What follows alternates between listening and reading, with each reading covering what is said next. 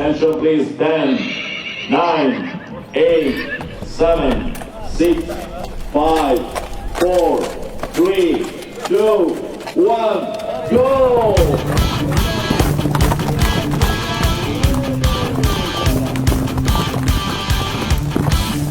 Dopo il weekend a Valeggio sul Mincio, Ride TV vi porta a conoscere il settore dell'endurance della Federazione Italiana, partendo dalla campionessa Costanza La Liscia, che domenica ha gareggiato nella categoria 120 km Young Rider, ottenendo un ottimo sesto posto, dietro ai 5 binomi degli Emirati Arabi che hanno dominato la gara.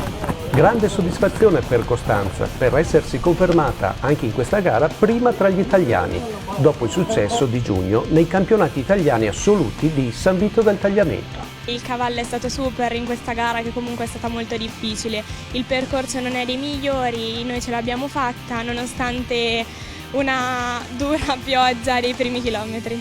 Abbiamo visto che ci sono tanti campioni del mondo, non hai avuto un po' di paura o qualcosa all'inizio? In realtà no, perché io amo e mi piace un sacco sfidarmi con i più forti, quindi per me è stato un onore e una sfida in più. Grande carattere per Costanza che a soli 17 anni può vantare già 6 titoli italiani tra categoria pony, young rider e assoluti. Una vera promessa dell'endurance per la Federazione Italiana.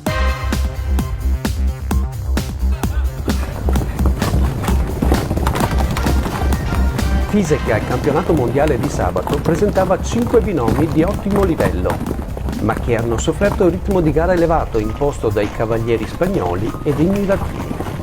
Un po' di sfortuna ed un percorso molto tecnico hanno portato all'eliminazione di 2 binomi già al primo percorso, limitando la possibilità di un buon piazzamento nella classifica finale.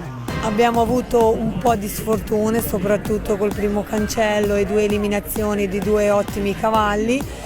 Però abbiamo continuato la competizione alla media che ci eravamo imposti e ovviamente davanti è stata fatta una gara molto selettiva, medie molto alte. Le altre squadre non hanno avuto eliminazioni consistenti, per cui è stato nel corso della giornata si è delineata un po' la difficoltà a riuscire ad arrivare in zona podio. Allora, d'accordo con tutto il team, abbiamo deciso di utilizzare questa gara per provare i cavalli e confrontarli con le altre nazioni europee presenti in modo tale da iniziare già a pensare all'europeo dell'anno prossimo. Il Dipartimento Endurance sta dunque già lavorando alle prossime gare per far crescere i giovani binomi che si stanno affacciando al panorama internazionale.